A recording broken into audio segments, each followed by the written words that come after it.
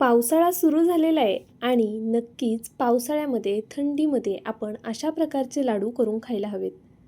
पहा, आज मी तुम्हाला ड्रायफ्रूटचे लाडू दाखवणार आहे. त्यामध्ये मी कोणत्या कोणत्या प्रकारचे ड्रायफ्रूट घेतलेले आहेत, तुम्ही कोणते स्किप करू शकता, कोणते ॲड करू शकता, ते सुद्धा मी पुढे तुम्हाला सांगणार आहे. त्यामुळे नक्कीच व्हिडिओ शेवटपर्यंत पहा. तर चला, जास्त वेळ न घालवता लगेचच आपण लाडू बनवायला घेऊया. अतिशय सोपी रेसिपी आहे, झटपट होणारी आहे, फार काही वेळ लागत नाही. तर पहा, यासाठी मी इथे आधी गावरान तूप घेतलेले. आपल्याला 1 चमचा गावरान तूप कढईमध्ये घालून घ्यायचे. मी इथे जवळपास 1 वाटी तूप घेतलेले. हळूहळू करून आपण या तुपाचा वापर करणार आहोत. आता मी 1 चमचा तूप कढईमध्ये घालून घेतलं. त्यानंतरनं यामध्ये आपल्याला खारीक घालायची. खारीकमधल्या बिया सगळ्यात आधी मी काढून घेतलेल्या आहेत. खारीकची बी आणि खारीकच्या देठाकडे जी बाजू असते ना कडक गोलाकार, ती आपल्याला काढून टाकायची आहे. आणि त्यानंतरनं अशा पद्धतीने ही खारीक आपल्याला अगदी बारीक गॅसवरती भाजून घ्यायची आहे. फार वेळ भाजायची नाही आहे, एक 2-3 मिनटं ही खारीक आपल्याला भाजून घ्यायची आहे. असं तुपामध्ये खारीक भाजून घेतल्यामुळे ना लाडू खूप दिवस टिकतात सुद्धा. त्याचबरोबर या लाडूला चवसुद्धा खूप छान येते. त्यामुळे खारीक नक्कीच थोडीशी भाजून घ्या. पहा, अशा पद्धतीने मी इथे ही खारीक संपूर्ण भाजून घेते. लहान मुलांसाठी सुद्धा हे लाडू उत्तम आहेत. त्यामुळे नक्कीच तुम्ही व्हिडिओ शेवटपर्यंत पहा. तुमच्या घरामध्ये जर आजारी पेशंट असतील त्यांच्यासाठी सुद्धा तुम्ही ही रेसिपी करू शकता. बरं, शुगर फ्री आहे, आपण कोणत्याही प्रकारच्या साखरेचा वापर करणार नाही आहोत. त्यामुळे नक्कीच तुम्ही व्हिडिओ शेवटपर्यंत पहा. ज्यांना साखर चालत नाही ना, त्यांच्यासाठी सुद्धा हे लाडू उत्तम आहेत. आता मी पुन्हा 1 चमचा तूप कढईमध्ये घालून घेतलं आणि त्यानंतरनं यामध्ये आपल्याला बदाम घालून घ्यायचे. तर पहा, अशा पद्धतीने 1 वाटीभर बदाम मी इथे घालून घेतलेत. तुम्हाला किती क्वांटिटीमध्ये हा लाडू करायचा आहे ना, त्यानुसार तुम्ही इथे बदामसुद्धा कमी जास्त करू शकता. आणि असं काही नाही आहे की प्रमाणामध्येच साहित्य घ्यायचं आहे. तुम्ही अंदाजे साहित्य घेतलं ना तरीसुद्धा चालणार आहे. बरं, हे लाडू बनवून झाल्यानंतरनं एक 90 लाडू तयार होतात. तर पहा, त्यानुसार तुम्हाला किती प्रमाणामध्ये लाडू करायचेत ना, तसं तुम्ही आधीच हे साहित्यांचं प्रमाण कमी जास्त करून घ्या. आता इथे मी 1 वाटी बदाम असे तुपामध्ये भाजून घेतले. बदामसुद्धा तुपामध्ये भाजल्यामुळे लाडू लवकर खराब होत नाही आणि लाडवाला चव छान येते. तर पहा, अशा रंगावरती बदाम जरा भाजले गेले ना, अगदी बारीक गॅसवरती आपल्याला सर्व साहित्य भाजून घ्यायचे. ते बदाम छान भाजले की काढून घेतले. त्यानंतरनं पुन्हा कढईमध्ये अर्धा चमचा तूप घालायचं आणि सेम त्याच पद्धतीने आपल्याला काजू भाजून घ्यायचे. पहा, अगदी या पद्धतीने मी काजूसुद्धा बारीक गॅसवरती भाजून घेणार आहे. काजूला खूप डाग पडेपर्यंत काजू भाजायचे नाही आहेत, नाहीतर लाडवाची चव बदलू शकते. अगदी हलके हलके असे आपल्याला हे काजूसुद्धा भाजून घ्यायचे आहेत. सगळेच साहित्य असे खमंग भाजून घेतल्यामुळे काय होतं ना, लाडवाची चव अप्रतिम येते. त्याचबरोबर हा लाडू बरेच दिवस टिकतो सुद्धा. पहा, या पद्धतीने मी हे काजूसुद्धा छान असे भाजून घेतलेले आहेत. याला हलके हलके डाग पडायला लागलेले आहेत. आता आपण हे काजूसुद्धा काढून घेऊया. मी इथे बरोबर 1 वाटी काजू आणि 1 वाटी बदाम घेतलेले आहेत. तर पहा, आता आपण हे काजू एका बाउलमध्ये काढून घेऊ आणि ह्याच सेम कढईमध्ये ना आपल्याला परत थोडंसं तूप घालायचं आहे आणि 1 वाटी शेंगदाणे घ्यायचे. शेंगदाणेसुद्धा लाडूमध्ये आवर्जून घाला. शेंगदाण्यांमुळे आपली स्किनसुद्धा चांगली राहते आणि त्याचबरोबर लहान मुलांना तब्येतीसाठी सुद्धा शेंगदाणे चांगले असतात. तर इथे मी 1 वाटी गावरान शेंगदाणे घेतलेले आहेत. आता हे शेंगदाणेसुद्धा अगदी बारीक गॅसवरती आपण भाजून घेऊया. शेंगदाणे भाजायला थोडासा वेळ लागतो इतर साहित्यांच्या तुलनेमध्ये. तर पहा, इथे मी अगदी हलक्या बारीक गॅसवरती हे छान असे हलक्या रंगावरती भाजून घेतलेले आहेत. खूप डार्क रंग करायचा नाही आहे आपल्याला. अशा पद्धतीनेच हे शेंगदाणे भाजून घ्यायचे आहेत. हलके हलके डाग पडायला लागले की हे शेंगदाणे काढून घ्यायचे. पण हे सर्व साहित्य तुपातच भाजायचे. तुपाचा वापर आवर्जून करा प्रत्येक पदार्थ असा भाजून घेताना. आता परत कढईमध्ये मी इथे 1 चमचाभर तूप घालून घेतलं आणि यामध्ये सूर्यफूल बी घालून घेतलेली आहे. तर पहा, या बियासुद्धा आपल्याला छान अशा बारीक गॅसवरती भाजून घ्यायच्या आहेत. याला हलका हलका रंग याचा बदलेपर्यंत मी या बियासुद्धा भाजून घेते आहे.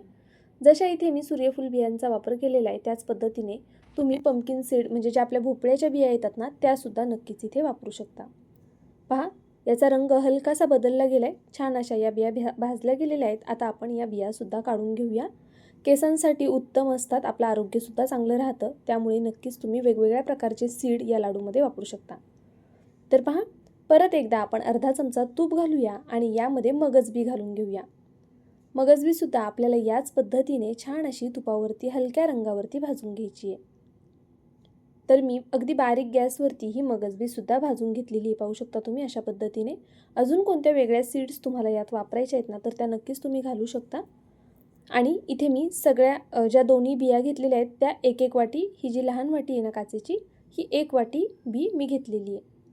तर पहा, या बियासुद्धा मी आता काढून घेतल्या. त्यानंतरनं परत तूप घालायचं आणि आपल्याला यामध्ये थोडा पिस्ता घालून घ्यायचा आहे. सगळ्या पदार्थांसाठी आहे ना आपल्याला तूप लागणार आहे आणि इथे जी काचेची छोटी वाटी आहे ना, तेवढं भरूनच तूप लागलेलं आहे. तर फार काही तूप लागणार नाही आहे, पण हा जो लाडू आहे ना तो खूप पौष्टिक होणार आहे. त्यामुळे नक्कीच इथे गावरान तुपाचाच वापर करा. आता जर तुम्हाला पिस्ता घालायचा नसेल तर तुम्ही स्किप केलात ना तरी चालेल. इथे मी थोडासा पिस्ता घालून घेतलेला आहे, जवळपास 1 वाटी इतपत आपण पिस्ता घेतलेला आहे. आता हा सुद्धा काढून घेऊया हलकासा भाजून झाल्यावर. त्यानंतरनं परत आपल्याला तूप घालायचे आणि यामध्ये काळे मनुके भाजून घ्यायचे. पहा, मी इथे 1 वाटीभर काळे मनुके घेतलेले आहेत. आता हे सुद्धा आपल्याला छान असे तुपावरती मस्त भाजून घ्यायचे. काळे मनुके घेताना तुम्ही सोबतच सेम त्याच प्रमाणामध्ये ना जे आपले पिवळे मनुके येतात ना ते सुद्धा घेऊ शकता. तर इथे आपण हे मनुके छान असे तुपावरती भाजून घेतले. मस्त असे मनुके फुलले गेलेले आहेत. त्यानंतरनं हे काढून घ्यायचे. गॅसची फ्लेम अगदी बारीकच ठेवायची आहे, अजिबात गॅस मोठा करायचा नाही आहे. बारीक गॅसवरच आपल्याला सगळे ड्रायफ्रूट्स भाजून घ्यायचे. आता इथे मी एक मोठा बाऊल भरून मखाने घेतलेले आहेत. जवळपास मोठा असा बाऊल बघा, कढईभर असे हे मखाने आहेत. हे सुद्धा आपल्याला तुपामध्ये छान असे भाजून घ्यायचे आहेत. अगदी बारीक गॅसवरती सतत हलवत हे मखाने भाजायचे आहेत आणि हलके हलकेच भाजून घ्यायचे आहेत. तर पहा, इथे मी मखानेसुद्धा याच पद्धतीने आता भाजून घेतलेले आहेत. आता हे मखानेसुद्धा मी एका बाऊलमध्ये काढून घेते. मखाने तुम्ही स्किप केलेत ना तरी चालतील. तर त्यानंतरनं पहा, मी इथे मोठा बाऊल भरून तीळ घेतलेले आहेत. पांढरे तीळ या लाडूमध्ये आवर्जून घाला. जर डिलेवरी झाली असेल ना तुमची तर नक्कीच पांढरे तीळ आवर्जून घाला. तिळामुळे हाडं मजबूत होतात. लहान मुलांसाठी सुद्धा उत्तम असतात तीळ. मुलं असे तीळ खात नाही, पण लाडवामध्ये तीळ असे भरपूर असे घातले ना की मुलांच्या सुद्धा पोटात जातात. तर पहा, अशा पद्धतीने मी तूप घालून हे तीळसुद्धा भाजून घेणार आहे. तीळ मी गावरंग घेतलेले आहेत, तुम्ही पांढरे तीळ घेतलेत तरी चालेल, किंवा मग अशा पद्धतीने जे थोडे डार्क रंगावरचे गावरान तीळ येतात ना ते घेतलेत तरीसुद्धा चालणार आहे. गॅस बारीक ठेवून हे तीळ तडतडेपर्यंत आपल्याला भाजून घ्यायचे. मस्त असे पहा, मी तीळसुद्धा आता भाजून घेतलेले आहेत. हे सुद्धा तीळ मी आता एका मोठ्या वाटीमध्ये काढून घेते. सर्व जे ड्रायफ्रूट्स आपण भाजून घेतोय ना ते जरा थंड असे करून घ्यायचे. एकदम गरम गरम असताना आपण वाटायला घेणार नाही आहोत. कोणते ड्रायफ्रूट वाटायचे किंवा कोणते नाही वाटायचे ते पुढे मी सांगणारच आहे. आणि त्याचबरोबर आपण यामध्ये साखरेचा वापर नाही करणार आहोत. तर त्यामुळे त्याऐवजी काय वापरणार किंवा या लाडवाला गोडपणा कसा येणार ते सुद्धा मी पुढे तुम्हाला सांगणार आहे. त्यामुळे व्हिडिओ नक्की शेवटपर्यंत पाहत राहा. तर पहा, मी तीळसुद्धा मस्त भाजून घेतलेले आहेत आणि संपूर्ण तीळ काढून घेतलेले आहेत. आता परत आपण या कढईमध्ये 1 चमचाभर तूप घालून घेऊया आणि यामध्ये किसलेलं खोबरं घालायचे. इथे मी जवळपास पाव किलोला जास्त असं खोबरं घेतलं आहे, म्हणजे मोठ्या 3 वाट्या मी इथे खोबरं घेतलेलं आहे. आता हे खोबरंसुद्धा आपल्याला छान असं भाजून घ्यायचं आहे. पहा, खोबऱ्याचा रंग खूप डार्क करू नका. अगदी बारीक गॅसवरती 1-2 मिनटं खोबरं भाजून घ्या. खोबरं लगेच भाजलं जातं, त्यामुळे असं सतत हलवत राहायचे, म्हणजे ते सगळीकडून एकसारखं भाजलं जाईल.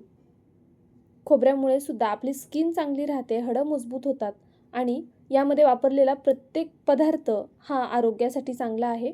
थंडीच्या दिवसांमध्ये आवर्जून हे लाडू करावेत असेच आहेत. त्यामुळे नक्कीच तुम्ही एकदा या पद्धतीने हे लाडू करून पाहू शकता. तर पहा, जे जिम वगैरे करत असतील ना त्यांच्यासाठी सुद्धा हे लाडू उत्तम आहेत. बाहेरून विकत घेण्यापेक्षा घरच्या घरीच तुम्ही या पद्धतीने हे लाडू करू शकता. अगदी साध्या सोप्या पद्धतीने मी तुम्हाला ही संपूर्ण रेसिपी सांगितलेली आहे. पहा, सर्व साहित्य मी छान असं तुपामध्ये भाजून घेतले. आपल्याला जवळपास अर्धी वाटी तूप इथे लागलेले आहे सर्व साहित्य भाजून घेण्यासाठी. तर आता हे सर्व साहित्य आपलं भाजून झालं की आपल्याला थोडं थोडं करून मिक्सरच्या भांड्यामध्ये घालून हे वाटून घ्यायचे. तर पहा, मी इथे सगळ्यात आधी खारीक घेतलेली आहे वाटण्यासाठी. खारीक कमीत कमी प्रमाणामध्ये घ्यायची अशी मिक्सरच्या भांड्यात आणि मग ती वाटायची. जर खूप जास्त घेतलीत ना तर ती लवकर वाटली जाणार नाही आणि अगदीच पावडर करायची नाही आपल्याला. असं थोडं जाडसरच याचं टेक्स्चर राहणार आहे. तर आता मी मिक्सरच्या भांड्यामध्ये अशा पद्धतीने ही संपूर्ण खारीक वाटून घेणार आहे. पहा, अशीच मी सगळीच खारीक या पद्धतीने थोडी अशी जाडसर वाटून घेते. थोडी थोडी करूनच आपल्याला ही खारीक वाटून घ्यायची, म्हणजे मग ती व्यवस्थित बारीक होईल. आणि जर तुमच्याकडे मोठं मिक्सरचं भांडं असेल ना, तर तुम्ही त्यामध्ये फिरवलं तरी चालेल, पण थोड्या थोड्या प्रमाणामध्येच खारीक घाला आणि सर्व खारीक वाटून घ्या. तर पाहू शकता तुम्ही अशाच पद्धतीने मी इथे संपूर्ण खारीक छान अशी बारीक करून घेतलेली आहे. आता त्यानंतरनं आपल्याला मिक्सरच्या भांड्यामध्ये मखाणे घालून घ्यायचेत. मखाणे खूप लवकर बारीक होतात, छान अशी पावडर तयार होते मखाण्यांची. मी इथे ऑन ऑफ मोडवरच हे मखाणे वाटून घेणार आहे. आता एका वेळी मिक्सरच्या भांड्यात बसतील तसे मखाणे घालून घ्यायचे. खूप जास्त प्रमाणात घालू नका, म्हणजे ते व्यवस्थित वाटता येतात. तर पहा, इथे मी अशा पद्धतीने दरदरीत हे मखाणे वाटून घेतलेले आहेत.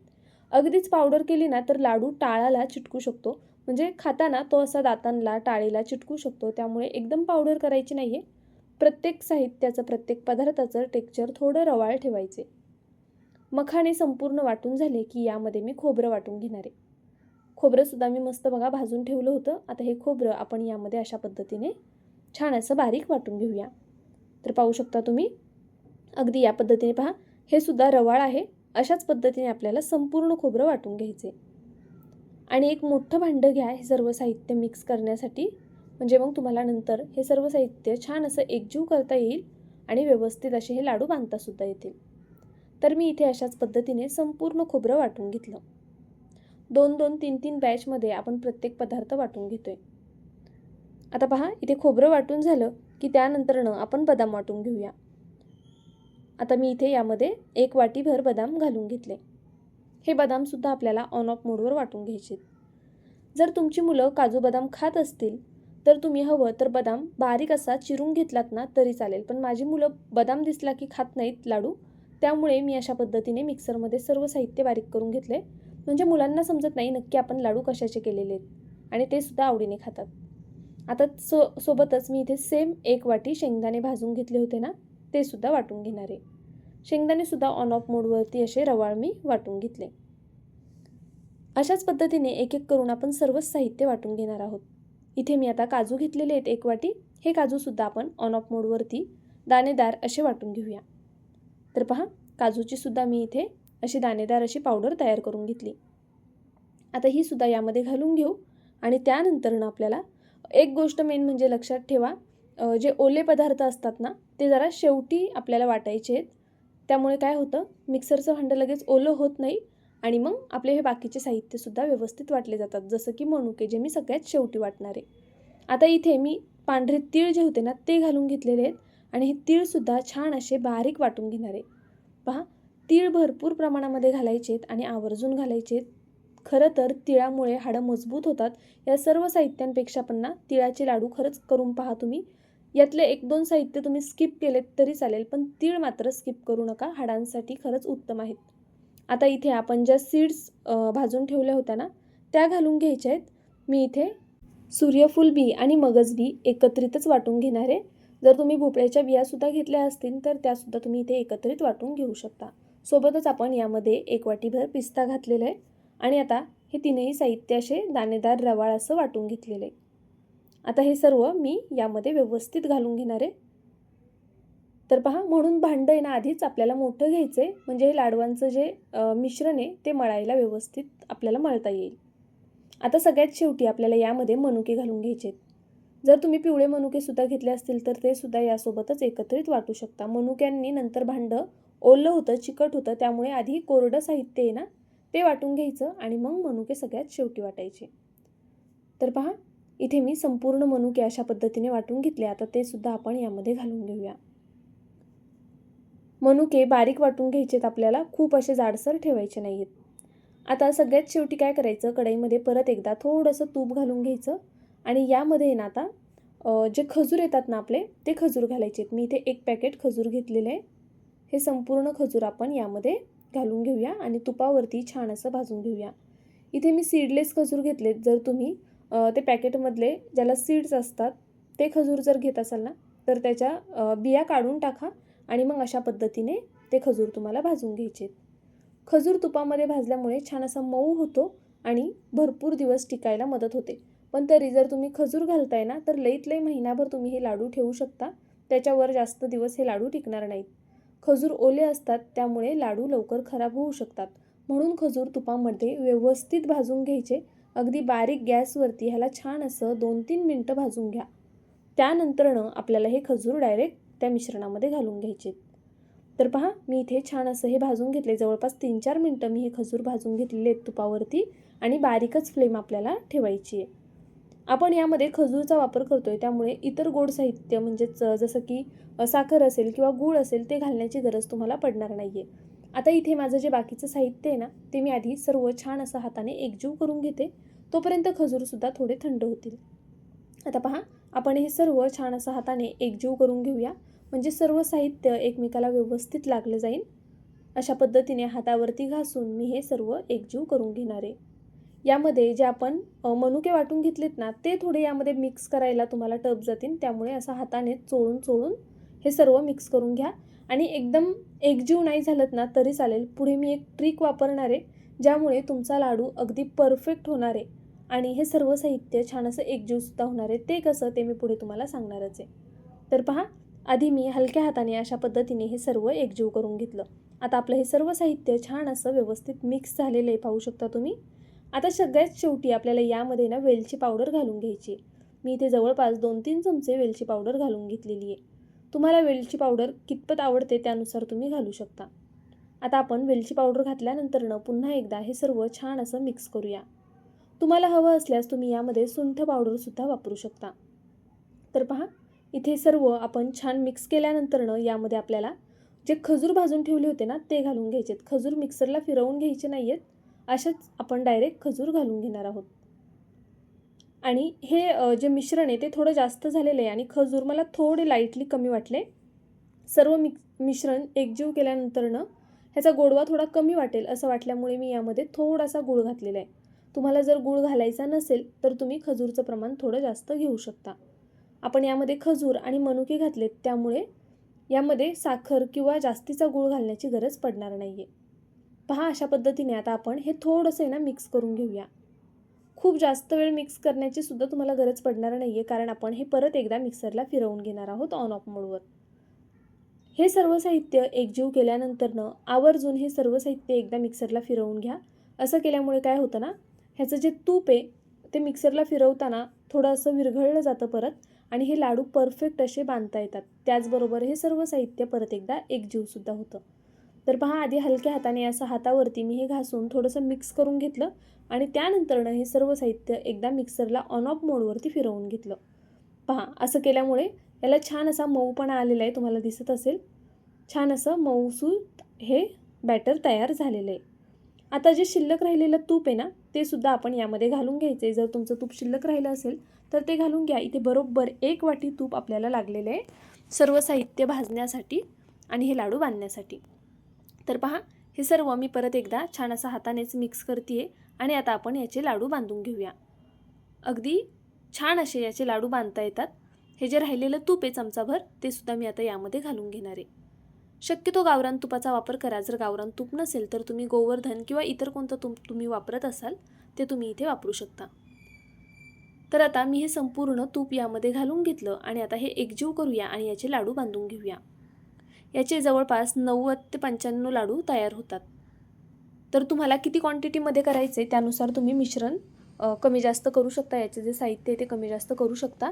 पण शक्यतो महिनाभर टिकतील एवढेच लाडू करा, कारण आपण यामध्ये खजूरचा वापर केला आहे. खजूरमुळे लाडू लवकर खराब होऊ शकतात, त्यामुळे महिन्याच्या वर शक्यतो हे लाडू ठेवू नका. तर पहा, आता मी तूप घातल्यानंतरनं एकदा हे एकजीव करून घेते फक्त आणि मग तुम्हाला पटपट लाडू बांधून दाखवते. व्हिडिओ इथपर्यंत पाहिलाच आहे. थोडा जरी आवडला असेल तर प्लीज व्हिडिओला एक लाईक नक्कीच करा. नवीन असाल तर सबस्क्राईब करून घ्या आणि त्याचबरोबर तुमच्या घरामध्ये किंवा नातेवाईकांमध्ये जर कोणी शुगरचं पेशंट असेल तर त्यांना नक्कीच ही रेसिपी शेअर करा. कोणाची डिलिव्हरी झाली असेल त्यांच्यासाठी सुद्धा उत्तम आहे. जिम करत असाल तरी उत्तम आहे. सकाळी 1 लाडू खाल्लात ना तर नाश्ता करण्याची सुद्धा गरज पडणार नाही. अशा पद्धतीचा हा लाडू आहे. अजिबात भूक लागत नाही लवकर. 1 लाडू खाल्ला ना तरी पुरेसा आहे. आता मी मुलांसाठी करते म्हणून मी इथे थोडे छोटे छोटे लाडू केलेले आहेत. तुम्हाला हवं असल्यास तुम्ही थोड्या मोठ्या आकारामध्ये सुद्धा हे लाडू बांधू शकता. पहा, अशा पद्धतीने आपल्याला सगळे लाडू तयार करून घ्यायचे आहेत. अगदी सहज बांधता येतात ते, पाहू शकता तुम्ही. तुटत वगैरे नाही नंतर अजिबातच. काही लाडू कसे नंतरनं कोरडे पडतात किंवा तुटतात. आपण यामध्ये परफेक्ट असं तूप घातलेलं आहे, त्यामुळे हे अजिबातच तुटणार वगैरे नाही आहेत. पहा, याच पद्धतीने मी आता सगळे लाडू तयार करून घेते आणि मग तुम्हाला दाखवते. जर तुमच्याकडे आजारी पेशंट असेल, डिलिव्हरी झाली असेल, नक्कीच तुम्ही हे लाडू एकदा ट्राय करून पहा. पौष्टिक आहे, फार काही खर्च होणार नाही आहे तुमचा, पण दवाखान्याचे नंतरचे पैसे वाचणार आहेत. त्यामुळे नक्कीच पावसाळ्यामध्ये, हिवाळ्यामध्ये अशा पद्धतीचे लाडू करा. उन्हाळ्यामध्ये शक्यतो हे लाडू करणं टाळा, कारण आपण यामध्ये बऱ्यापैकी गरम पदार्थांचा वापर केलेला आहे आणि उन्हाळ्यामध्ये मग आपल्या शरीरामधली हीट वाढली जाते. त्यामुळे उन्हाळ्यासाठी हे लाडू नाही आहेत, पण पावसाळा आणि हिवाळ्यासाठी उत्तम आहेत. तर पहा, अशाच पद्धतीने एक एक करून मी सगळे लाडू तयार करून घेणार आहे. अगदी पटपट असे हे लाडू बांधता येतात, पाहू शकता तुम्ही. इथे मी व्हिडिओ थोडा फास्ट फॉरवर्ड केलेला आहे. अगदी या पद्धतीने आपले जवळपास एक संपूर्ण ताट आणि दुसरं अर्धं ताट भरून असे हे लाडू तयार झालेले आहेत. तर चला, व्हिडिओ संपूर्ण पाहिलात त्याबद्दल पुन्हा एकदा मनापासून धन्यवाद. व्हिडिओ थोडा जरी आवडला असेल तर नक्कीच व्हिडिओला लाईक करा, शेअर करा आणि सबस्क्राईब करा. हे लाडू बनवल्यानंतरनं स्टीलच्या डब्यामध्येच ठेवा, म्हणजे ते व्यवस्थित राहतील आणि त्याचा तुपाचा नंतर वास वगैरे येणार नाही. जर प्लास्टिकच्या डब्यामध्ये ठेवलं तर तुपाचा वास येऊ शकतो, त्यामुळे शक्यतो स्टीलच्या डब्याचा वापर करा. उद्या पुन्हा भेटूया अशाच एका छानशा रेसिपीसोबत. तोपर्यंत bye. Thank you so much for watching.